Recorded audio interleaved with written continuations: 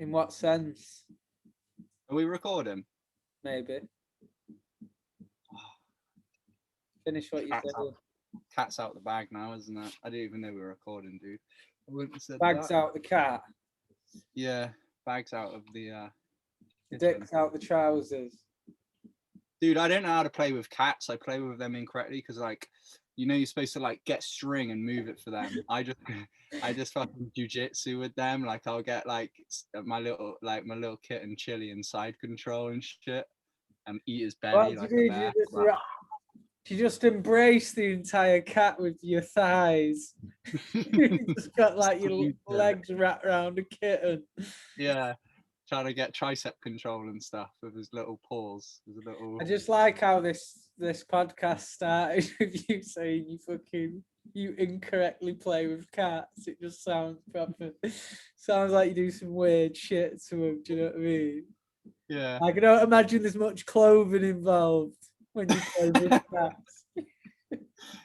Girlfriend walks in and just start naked. I imagine there's very little to no clothing involved in this experience.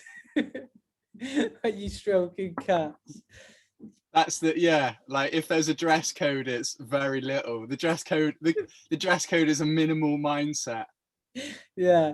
You got to play with them. Like my girlfriend walks through and she's like I'm stark naked. What are you doing? And then like playing with the cat or goes, are you playing with the cats again? Yeah, okay, all right, yeah, no worries. The dress code is the least amount of fabric you can actually get to put on your body. So it's just literally like a bit of string tied around your waist or something. Just sellotape, because they fur, what's it called, mat? They get everywhere.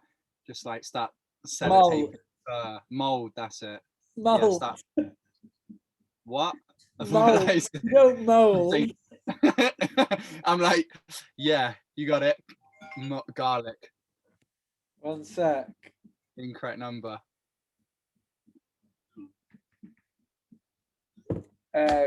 You said mold then, dude. Did you hear what you said? Mold. You said mold though. The cat just goes moldy. So carry on, going back to what you're saying about you. What classes is incorrectly playing with a cat? Because when you like fish, you don't fish with ice cream and stuff. You fish with worms for the animal. So it's the same with like if you're to play with an animal, you play with it the way they want to be. Like if I had string. What if he's a dirty little cat that wants to be played with in some quite disturbing ways? Rubbing one of its 8 nipples or however nipples they got. You just said you should play with the animal how it wants to be played with. What happens if it wants to be fucking, I don't know, pile drived or some shit? You should just give the cat what it wants.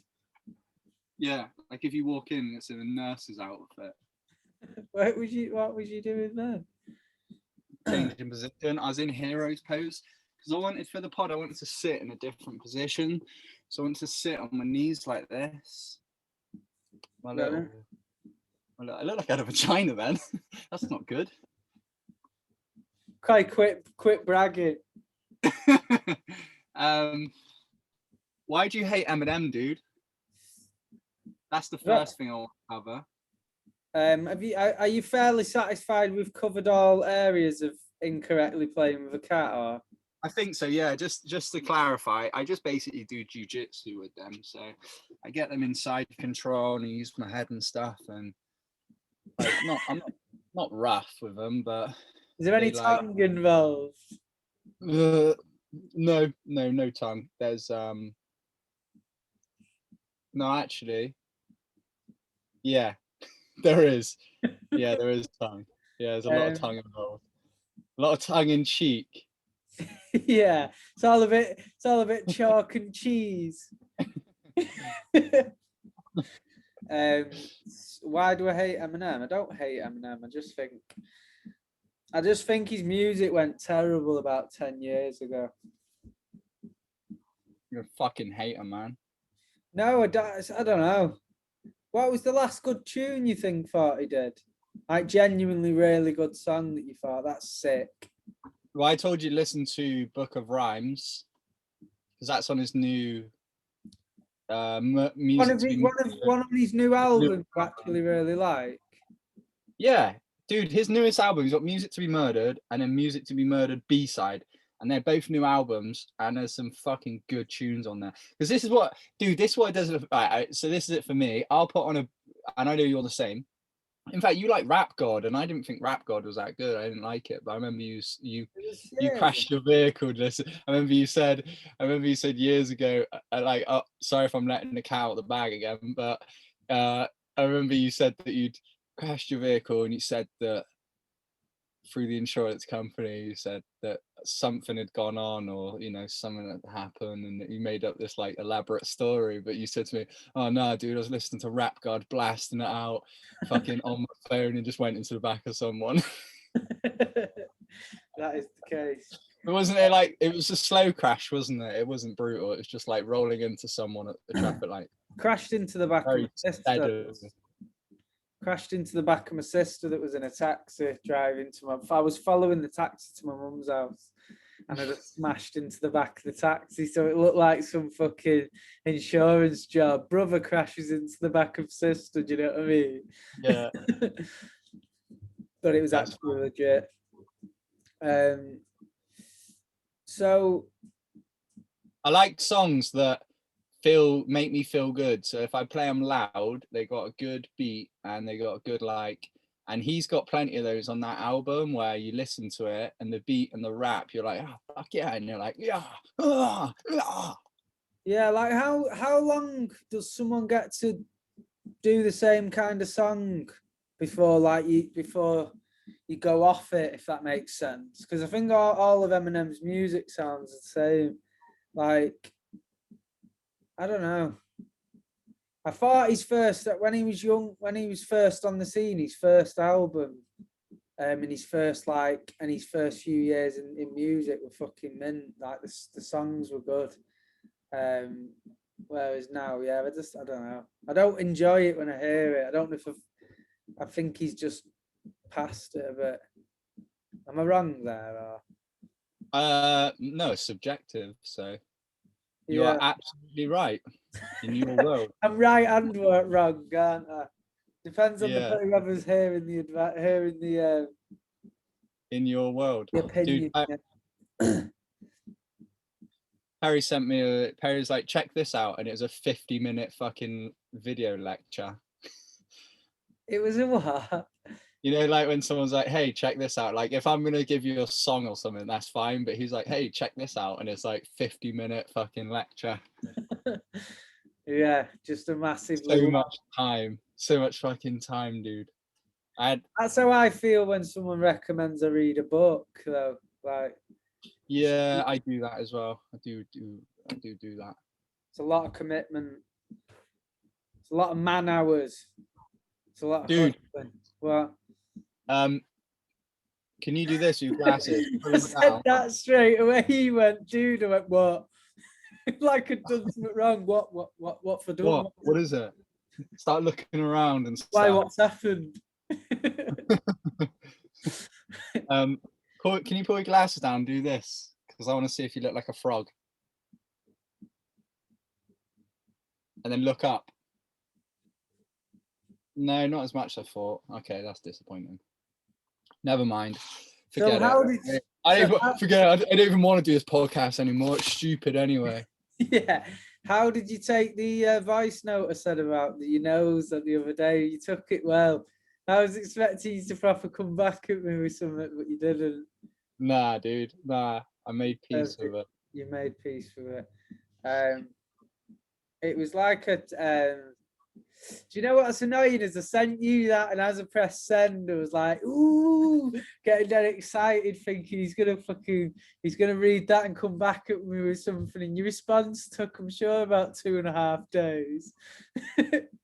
Response took that long that I lost interest. You know what I mean? Like, I'm sure, like, I was checking it like a couple of times for like an hour afterwards. But, oh, he's not seen it yet. Do you know what I mean? Yeah. See it for days. And my response was, nah, dude, I made peace with it. because there was an MMA fighter. It was either Cowboy Cerrone or Conor McGregor referred to some other fighter who had like a little button nose as virgin nose, and then I was like, ha, yeah, he's not a real man. And then that was like, that's now my narrative that I spin on it. Like from now on, if I think about the fact that my nose takes up 3/4 of my face, I'm like, oh, it's fine then. Have you got is your nose that shape because you was born with it? This sounds like like the doctor's like you know when the doctor's like you know when they say like, oh, they grow into your eyes, like the eyes, they got big eyes, they grow into the eyes. The doctor's like, it's fine, he'll grow into his nose. Like that's the obvious, that's the immediate thing. Oh my god, he's got a gigantic nose. No, I've broken it a lot. Just stupid shit, really. The first time I broke it, I was on a bouncy castle. I'm in fucking house, dude, balling. I think we had a party and the bouncy castle was like at the party, and then it stayed for like a few days after. So it's like going to school and coming back, be like, yeah, I got a fucking bouncy castle. I'm like, I got it, hey. And bouncy castles are fucking dangerous, aren't they? Yeah, they're fucking brutal. And like we're jumping off the garage roof and shit onto it and stuff as well. Every single, because there's them companies that hire out bouncy castles. Every single kid's party that has a bouncy castle, someone gets injured, don't they?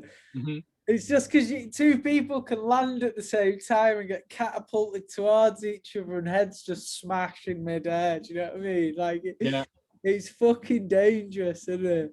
It's brutal, dude. So out of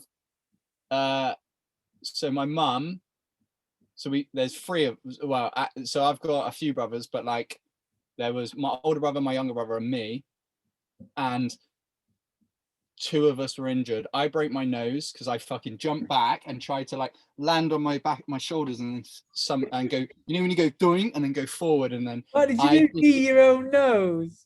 Yeah, I fucking kneed myself on the nose and just blew up. And I don't know, I was probably about 6, and I was like burst into tears. My granddad was like, "Oh, he's fine," saying that I made a big deal about it as well. My nose is like across my face and shit.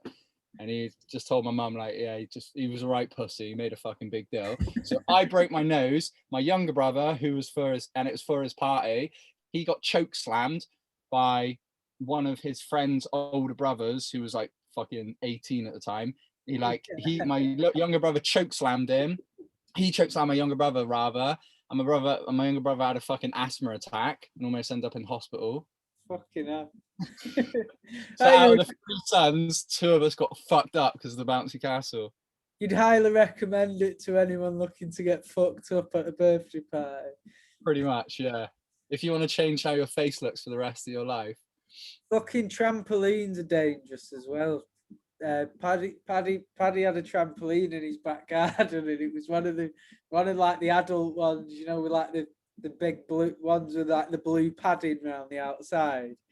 Yeah. And one night he was pissed up and fucking was doing like fighting on it, where he'd be like bouncing and like jump into each other. And one of his mates jumped in midair and double-footed kicked him as he just bounced. So instead of bouncing up, he was double foot kicked just as he was bouncing up, and it just made him bounce dead high off the trampoline. He just landed sideways on his wrist. He snapped his arm, man. His wrist goes off to the left a bit, and then dog legs round. It's well bad. Like an elbow, like a joint. Like if you roll a really bad joint, and then it goes. Yeah, it's fucking funny. Dude, that was a funny image then, just seeing Paddy like just fucking move that way rather than go straight up. Do you know when something's got foot and upwards force, like it, but it's just slightly encouraged from the side. Do you know what I mean? Just a little, like, yeah. If the drop kick had a noise, it would be, bink. Yeah. Yeah, it's funny. But yeah, fucking bouncy castles are dangerous motherfucking places. Have you been to, they've got them up here. I don't know what it's like down near you, but have you been to any of these places where it's just an entire room full of trampolines? Mm-hmm. and you just like bounce from one trampoline to the other, and like the walls have got trampolines and stuff. Yeah, dude, I got fucking sassed really hard because my girlfriend and I went to this trampoline. It was literally like, I can't remember what it was called. It was like a fucking bouncy place, and we got there and there was no trampolines. It was just like a blow up place for kids. And we were like, let's try and make the most of it. So we tried to do it and we were like, nah, this is no good. And then so we got our money back, and then I rang up this other trampoline place and I was like, oh hiya, yeah, I'm just looking to book blah blah blah. Air hop it was. That was an air hop. And I was like, yeah, and then I just said to the lady, like, oh, have you got spaces for 2 people, blah, blah, blah. She was like, yeah. And I was like, cool. I was like, also, silly question, do you have trampolines? And she's like, yes, we do have trampolines at our trampoline place. And I'm like, all right, yeah, cool. And I'm like, it's because we've just come from here and they don't have trampolines. And she was like, oh, okay, no, we do have trampolines at our trampoline place. And Is I'm it like, in yeah, the name as well? huh? Is it in the name as well? I can't remember what it's called, dude. There's one called up here called Jump Heaven, and it's fucking literally just Just a restaurant. yeah. It's just a chip shop. It's a chip shop, and there's one in the back garden. They've got one of those little shitty trampolines that you, Yeah, like with the women pole do that you hold on to. slides and shit. Yeah, that you hold on to it. Yeah. Or it's just got a bozo ball, you know, like a bozo ball, like a half bozo ball. What's a bozo ball? So you know, like the big ball, you've got Yeah. one that's just half, so it's like half of that Ah, ball. right, yeah, and then it's flat Plastic. underneath. Yeah. Yeah. What was that then? My voice, dude, I'm born with it. Yeah. So I am. So yeah, so them trampoline places, when one of them had first opened up in Manchester, this was years ago. We all went to it, and it'd been open a couple of days, and me and Kyle was like following each other from trampoline to trampoline. So I was always I was landing on the one he was just leaping off. Are you with me? Right. And we was following each other. He didn't know who was behind him, and he went onto one trampoline and used that one to do a backflip back in the direction I was jumping at him, and, and I jumped up dead high, and he was doing a backflip. So his head was really low, and our knees just clashed in midair. So my head was really high, and his head was low because he was attempting a backflip. And our knees just clashed and took us out. And he had to like hobble off the fucking thingy, but my knee was swollen up so bad, and it was basically saying that they filled out a thing in an accident book, and they'd been open like literally, I don't know if it was 3 days or it was a small amount of time, and this accident book was full, and it was a thick book like that, and she said we've nearly filled this accident book because there's just been, she said there's fucking been like 50 injuries a day or something.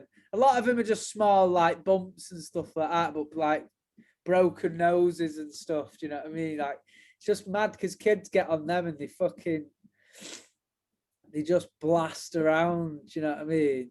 And you're not watching where you're going, so Yeah, just fucking dizzy on lemonade as well, aren't you, Ossie? yeah. Just fucking bouncing around through space time, fucking high on Panda Pop, and other drinks are available. How would you feel? Have you seen that place where it simulates a skydive and it's like just blows you in the air and you float? Dude, imagine if you went there really old and you just fucking grabbed your balls, you grabbed your testicles, squeeze them, and get them so there's a bit of length in them, and just get the air just to blow your testicles like that'd be fun. So just like, Have you heard of these places? And if so, would you ever go and do it? yeah, my auntie owns one. Fuck off. Yeah. I never know if she's lying. She owns a few, dude. No, she doesn't. No, she doesn't. I She's wanted to go into a bit, dude, and just start, but yeah, she's got them all over the world. In fact, like she's got 4 in Spain. She's got a couple in Barcelona. yeah, just like believe it or not, actually, and it's quite crazy, but she's actually got 2 in Afghan, believe it or not. Yeah, Even a branch out of they're quite incredibly popular in Uganda. there. Can't They're move, can't extremely move, cheap, but can't move for fucking indoor fucking skydive simulator out in Uganda. mate, have you seen Carl Pilkington idiot abroad when he does that fucking bungee jump and it's literally like he does like, Into the mud. yeah, but don't he jumps from about 5 feet high, doesn't he? Yeah, because you got the tiniest one, and then you got like about 4 other levels, don't you? Yeah, and he just. But you know what's hilarious? He does that thing where instead you go to jump, but what you in fact actually do is just fall forward because you've not got it in Yeah. the jump. You And just they all, fall. I like that they like he was genuinely proud of himself after that, and they all celebrated, didn't they? They celebrated Yeah. his weak attempt. I'm sure he bended his knees as well to like to lower the impact of the fall as well. I'm when you're like stood up and you're like on something, you're like, I'm gonna do it, I'm gonna jump, and then you kind of like get down really low and like Yeah. jump off. You're just trying to shave off a couple of feet. Mm. You know what? It's bad, in it, when you're trying to jump off a ledge or something into some water and you're like, everyone else is going before you and it's getting to your turn and you're thinking, shit, I've got to do this now. But like you proper panic, don't you? But like if you went first, it's almost refreshing because if you pluck up the courage to do it, you've done it. Whereas if other people go before you, you have to do it because you don't want to look a pussy, do you? That's like, yeah, dude, I done so many things in the army and out of the army and stuff, like through fucking peer pressure of just like when we went co-steering for Sharple's stag do. Do you remember Graham Sharples? I do, but I can't think. Was he ginger? Yeah. I was never like really close with him. When he smiled, did he have a fang? I think we all do, don't we? I go, yeah. No, but I'm sure I remember one of his fangs being quite prominent. Like quite when sharp. I think about it. Yeah, that's him. Yeah. Sharp fang Sharple. Yeah, that's the one. One of his fangs was quite Sharples. Graham Fang Sharples. Yeah, and we went co-steering, and dude, the hardest I've ever laughed was co-steering. One of the hardest, and I don't know what, dude. I fucking started something, and then I got everyone doing it, and it was like, it fucking just, it ignited something inside of me that like fucking like that I just fucking could not control myself with laughter. It was the funniest thing, dude. What And was it? so we're all in wetsuits.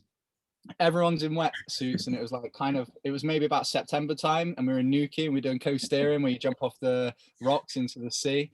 And I'm fucking, I think it was like Perry or someone, or Winnie was in front of me, and they're climbing up this rock, and then I just went and just fucking phlegmed on where their asshole is, like through the wetsuit. And I just started laughing, and I was crying laughing, and then that was it then for the whole fucking co-steering. It was like, because we were jumping in and getting out, and it was changing whoever was in front of me, and then like I got fucking, and then like everyone was like, and then everyone started, and then we all just started, and in the end we were just all doing it to one another. It was just like, So everyone had someone spit on your asshole, huh? So everyone had each of us spit on their ass.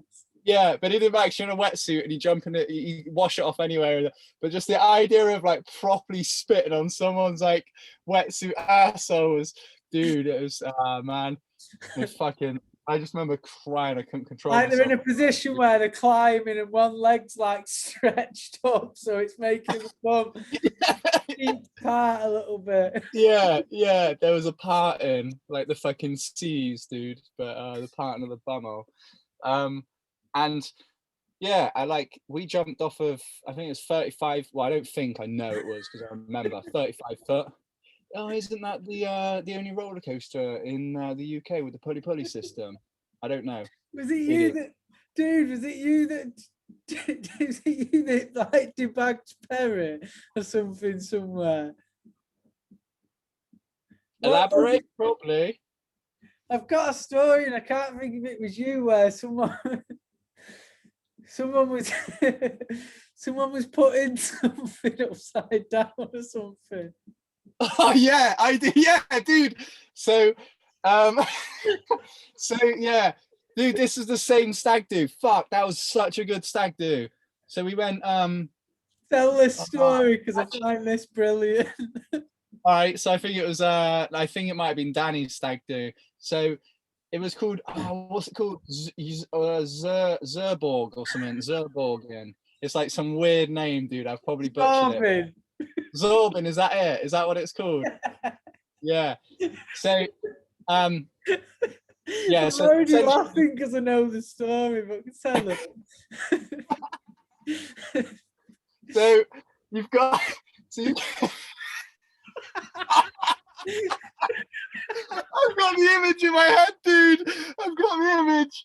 Oh, so okay. So for Zorbin, you're in this fucking gigantic blow up dome. You're in this like big dome, and the only thing that's showing from the dome is your head, your hands. You got a bit of hands like coming on the outside, a little bit of hands just like this on the outside, and then you've got your feet, and like, well, you've got your. It probably comes to about your hip height, and because obviously your arms are spread out like this kind of thing, and we were like running, fucking around, doing the game, and then at the end of the game, at the end of like the football game, Perry smashed into someone and ended up upside down, and I ran over and I fucking pulled his pants off of him, like pulled his pants off, so he had no shorts or no pants, so he was upside down with his feet in the air, jammed in between a load of people with his fucking little penis out, and he couldn't fucking get out,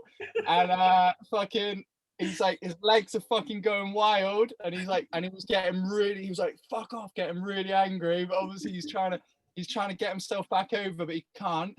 And then when he gets himself, when he finally, and at this point we'll cry, and when he finally gets himself over and he's upright, because he's in the Zorb and he's in the ball, and you can't reach your fucking thing, so he's just there, stood upright with his hands out with like t-shirt, Zorborg on, and no pants underneath. Did you not push him back over though? No, not for a while. He stayed like that for a while. He stayed upside down. And I say little penis, but he's got the normal man-sized penis, but it's PT in it. When you start working out, it just shrivels up. Oh, that's funny, dude. Dude. He said, what was he shouting? He was just getting really angry, and I think he threatened to punch me. I think he was like, he was like, that's what made it funnier, is the fact that he was like, I swear to God, Fordy, I'll fucking punch you, but all you can see is legs in the air and just like the penis, and the legs are like kicking wild. Could everyone see it? Yeah. Yeah, everyone, yeah. Who would you say enjoyed it the most? Me. Hands Who down. noticed? Who got the idea of pulling his pants off? Was it you? Me. Did Yeah. you tell anyone, or did you just do it on a whim? I think it was just spontaneous, dude. Yeah. Hey, this is what I wanted to talk to you about, actually. So I had a dream that I could play. I can't play the guitar, but I had a dream that I learned a few bits of guitar, and then I played it like at Glastonbury. Yeah, on the pyramid stage. Just spent 8 days learning, and then I was on the fucking. I was with fucking. I was on Glastonbury at the pyramid. It was really weird. I had the weirdest experience. I just learned 3 or 4 chords, and then I was just at Glastonbury with Coldplay. That's their requirement. And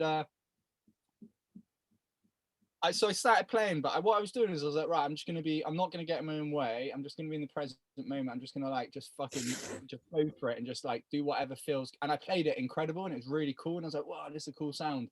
And I was like, something was flowing through me. And then what I want to talk to you about was like, if like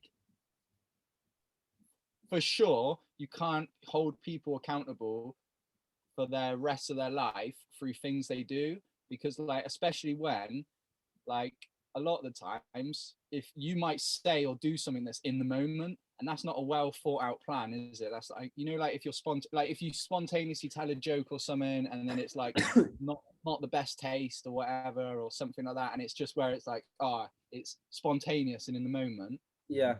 you know what I'm talking about. Yeah, so when something slips out by accident a lot of the time. Yeah, Freudian slip, isn't it? Yeah. And I had two questions. One was, do you think you'd better do that? Like learn a few chords and then play the guitar, but play your own music? Like, you reckon you'd have that ability, or do you reckon you'd have to play it for years in order to do that? I think you could play the guitar just off learning a few chords, but like playing it well obviously takes time, doesn't it? I tried learning the guitar a little bit. I say I tried learning it. I bought a guitar and just had a few goes of it. It's fucking well hard. It's hard to hold your fingers in the right position. Do you know what I mean? Mm. And Yeah, if you you got to be like piss this. about if you piss about on a guitar for like an hour, the end of your fingertips absolutely kill. Do you know what I mean? Yeah, it's like your when you burn hash when you were younger. You burnt hash and then you had like hash fingers, burn Yeah. fingers. Maybe that was heroin. You know when you used to smoke heroin and crack when you were, just exploring the world a little bit, doing some heroin. Hey Getting hey. to know it. Yeah, you're on the bouncy castle. You're 8 years old. It's your birthday party. You've just broke your nose. Let's do some heroin. What's off in that direction to you? Is it your right? Look to your This right. way. This way. Yeah. No, I mean every time you're thinking, I don't know if it's just a mannerism, but whenever you're thinking, your whole head goes off to the right. You go like this, you go, and then come back. And I'm just wondering, are you looking at something over there, or do you just is it just gathering? No, just gathering my thoughts now. Imagine if the whole time you just had your friends sat over there just watching, just facing you. Yeah. Or there's just a group of people over there. Yeah. Yeah, there's an audience. There's like 30 people. I've got in touch with the people that listen to the podcast, and they're here now in the van with me. Like I'm getting paid.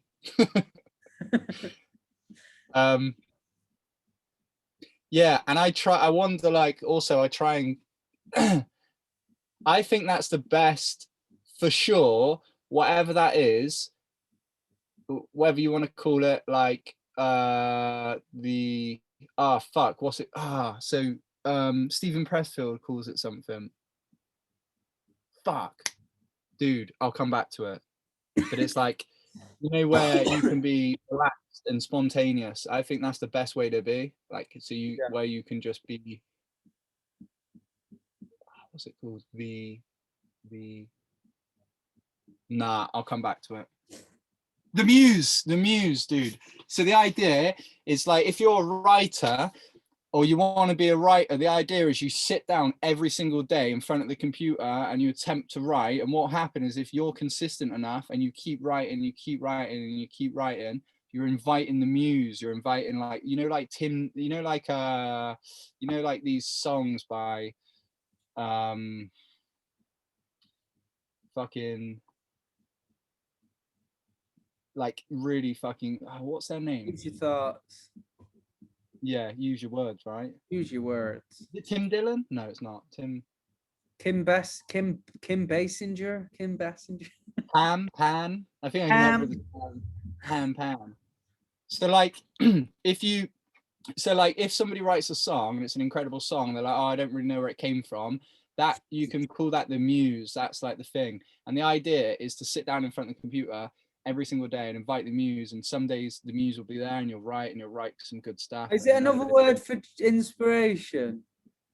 Yeah, but inspiration is like, sometimes you can say, oh, I write when I'm inspired, but this is more about being just writing. This is more about discipline Right. rather than, like you with tattooing. If you were like, oh, I only do art when I'm inspired, you might not do that much art. But if you were like, oh no, every morning I'll tattoo someone, or every afternoon or morning I might draw some designs or what have you. That's a discipline. I imagine for you a lot of the time the muse is coming through you as well, that ability to be creative when you draw. If someone says to me, oh, I don't know what tattoo I want, can you come up with a design? What brings it on? Like repetitive action. Yeah, repetitive action, a discipline. Yeah, exactly. It's like, I think the muse can see that you're trying and then be like, this motherfucker's putting in the work. And I think that's the way I want to be. And I think it happens sometimes on the pod as well. When we do a little improvs, that's the muse. Yeah. That's spontaneity, because we're talking and we don't know what's coming next. Yeah, so it just comes from being there, being there time and time again, and eventually something good's going to happen, kind of thing. I've got. Do you know, in my barbershop next door, I've got a quote above the door frame, and it's from a Denzel Washington speech, and it says, "Hang around the barbershop long enough, sooner or later you're going to get a haircut." Which seems quite obvious, but the message behind it is, no, it's not. Do you know my other barber, like this young lad, he come in and he read it and he was like, when someone never looks into the meaning of something, and he read it extremely literally, and he was like, hang around the barbershop long enough, sooner or later you're going to get a haircut. He went, well, that's pretty obvious, isn't it? I'm like, it is obvious, but that's not what it means. Do you know what I mean? Yeah. It can be applied to anything, can't it? It's like, it's like an actor getting the lucky break or anything like that. It's down to all the hard work previously turning up and time again, and that's their haircut, isn't it? The big shot. Yeah, and like surround yourself with billionaires and you'll become the fifth, and etc., isn't it? Yeah, so it's like actually it's not. No, it's not that as much, is it? It's more like you said what it was, and then I said something different. Essentially what I did. You said something, I said something it was, and you said something it wasn't. Yeah, exactly. But no, I know what you mean. Like, keep turning up. Like what I was saying with if I'm a writer. You said something. Sorry, you said something it wasn't, and I'm that polite as a co-podcaster that I just agreed with you. It's like that, isn't it? And instead of me going, well, no, I just went, yeah. Yeah, I'm like, it's like that, isn't it? And you're like this. Yes. Yes, it is like that. Let out a huge sigh. Fucking hell. Yeah, I think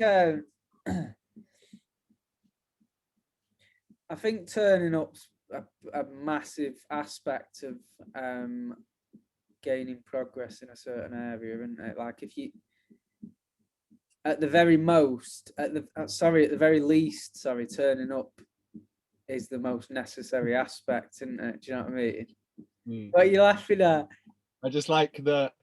No, it's funny because it's like we're kind of talking about quotes and getting all philosophical, but you're like, never. No, that's not right. Always. Always. No, basically what I'm trying to say is it's what we're doing for the podcast, dude. Yeah, so continuous action, time and time again, turn up. Eventually you might create something good. So it might take 100 times to get a listener. Yeah, exactly. To gain a listener, subscriber. Yeah, we will. Yeah, like I know 10 years from Smell my cheese. We'll have a listener.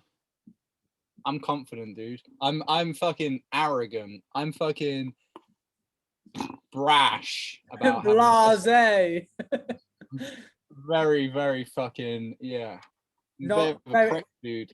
I'll let everyone know that Complete- we will have a listener in 10 You, years. you walk about this completely nonchalant. Nonchalantly, or you could say nonchalantly. Yeah, carefree, nonchalant, carefree, spirited, lofty spirit, with a lofty spirit. Dick in the eye. Dude, one of the reasons why I like Eminem, right, and don't like your M&M's chocolates are the white trash singer. yeah, the white trash spitting bars. Spitting bars. It's because he said that when he was young, he read a dictionary. He just kept reading a dictionary because he's like, his way of thinking was, well, I want all of these words at my disposal. And I like that because I did that without knowing that he did it, like earlier on. Like I when I found out about words, but for me it's a bit different. I used it to get laid more. I was like, people like words, like communication. So then, so I ended up reading the dictionary. Like, no one wants to sleep with the English teacher, dude. I don't know where you got that from. You're gonna get laid with more words. Not more words, just a little bit, just dressing them up. Hippopotamus. Dressing the words up. But I've forgotten them all now. Don't read the dictionary anymore, so it's gone. It's out the window.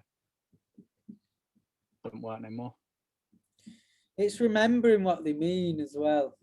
It's very easy to read a decent word in the dictionary, like fucking, I don't know, flabbergasted. Test me. Say a word that you think I won't know, and I'll see if I know it. And then I'll say one, and I'll think that you won't know. Oh, this is hard. It's hard on the spot. This is why I'm shit at pub quizzes. You put me on a pub quiz, I'm shy. You go first. Perspicacious. What? Perspicacious. Is it something to do with sweating? No, I knew you'd think perspiring. It's acutely wise, an acutely wise person. Okay. I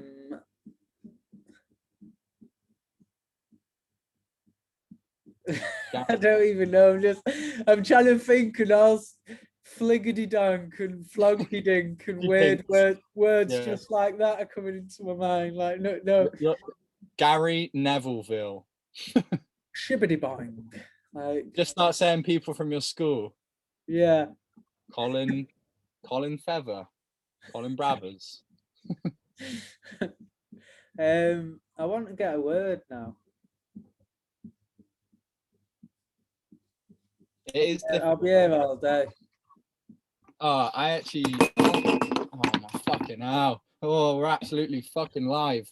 So I wonder if I used to have in my notes, I used to have words that I really liked, and I'd write down words that I liked. I wonder if there's a term for people that get turned on by words. Oh, there is. It's called sapiosexual. Boom! Yeah, dude. Sapiosexual is a person that's turned on by words. Is it fair to say that you fall slightly in the realm of someone that's sapiosexual? Yes.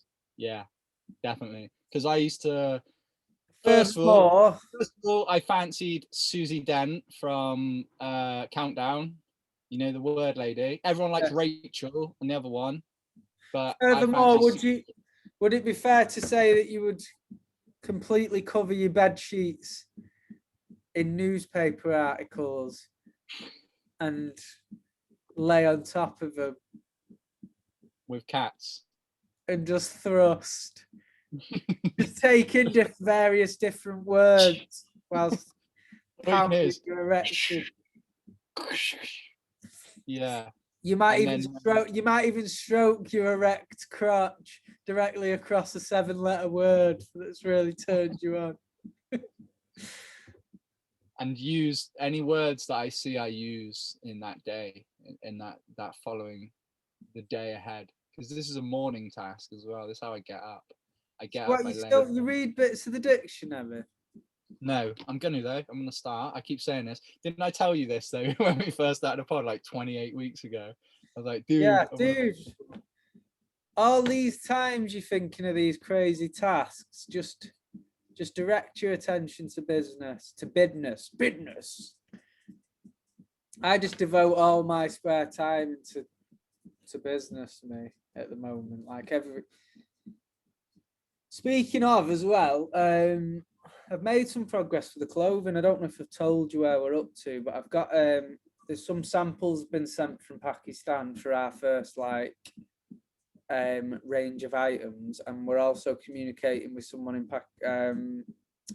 in China that's going to make us some other samples, and we're going to choose between the two and put a big order in of up to like 15k for the items we've chose. But it's exciting because we ordered the stuff from the first guy from Pakistan, and I've been communicating back and forth for the last couple of weeks, and I'm talking hours of conversation on WhatsApp and stuff like that, because we've had to discuss every single aspect. And while he's making it, he's having to show us all sizes, and do you know what I mean?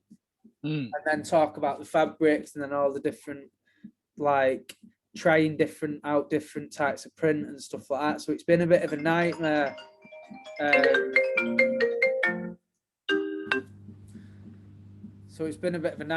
But yeah, now we've got the second lot of samples lined up. Like, it's weird at this stage because we're not seeing any physical evidence of our hard work yet. So it's like all the preparation. So once we order the stuff, it'll be much more exciting, because that means we've okayed the samples and we're actually getting somewhere with it.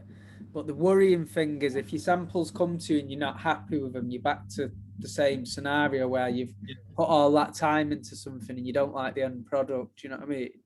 Yeah, you know how I get over that? How I get over, like, because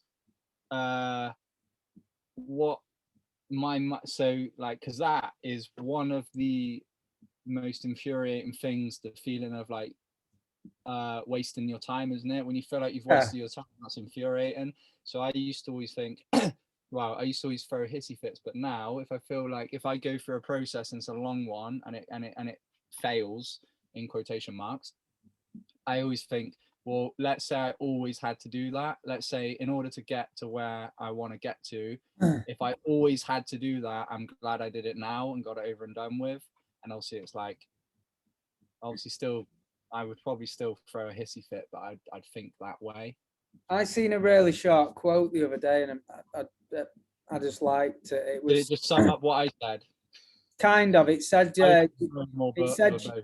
you either win or learn. Yeah, dude, that's John Kavanagh for Conor McGregor. Conor McGregor's coach used to say you win or learn, and I like you can't fail unless you quit. Yeah, I like that too. like It's so simple, but it's true. Like if you just keep going, you'll never be a failure, because it's like, well, I haven't quit yet. I think we should wrap it up there, dude, because I've had about 5 missed calls on this pod, and I've got quite a bit to do this afternoon. But what are you doing? But what are you doing this afternoon?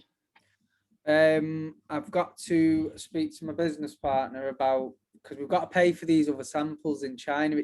It's weird communicating with someone in China, dude, you know, because of the time difference. So at like this moment in time, it's probably midnight. It's ridiculously, like, it's hours ahead, if that makes sense. So you'll send them a message, and like in the afternoon, and they'll be like going to bed, so that then they won't reply to you till the morning for them, which will end up being nighttime for you. It's dead weird. Do you know what I mean? Yeah, I have a friend in New Zealand, and it's like that. Yeah, I have to be like, there's at 6 a.m. I have to be like, hey, you want to do a pod now? Yeah, there's back and forth, and it is slow at the moment. But yeah, I'm wrapping it up, dude. Wrapping it up. But what if I got more questions though? Save them for the next time. But no, because I feel bad. Save it for someone who gives a fuck. Who gives a damn? Dude, I was feeling bad because I was feeling lost and without purpose, and feeling like I had no energy and no ambition, and I was trying to get over it. And then you have a lot of energy. You have a lot of energy. You got a lot of energy, Paul. That's what I like about you, fella. You got a lot of energy and ambition. Right, and pause it. I want to know how you. No, it's my question. I want to know how you go about it. I want to know how you keep your energy and ambition. Is it just your personality type? Do you know what I do believe? Go on. Invest in something financially, emotionally, time, money, energy, to the point where quitting would be too much of a hit because you've invested so much, and that itself can keep you going. So you can hit loads of hurdles with something, but you've already it's cost you a lot of money, a lot of time, a lot of energy, it's cost you a lot of resources, a lot of valuable resources. So once you've invested, it's easy to think, oh, I've got a shit task to do for this in the benefit of furthering this business enterprise or this thing.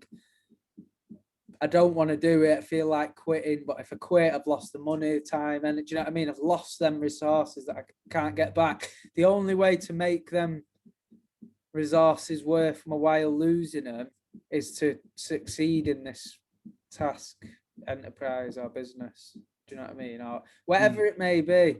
Once you invest, the good thing to get started is put a lot into something. So stopping would be too much of a hit. Do you know what I mean? Stopping is no longer an option, if that makes sense. Yeah, no, it does. I'm going to close on that one. Tried to go so hard to leave.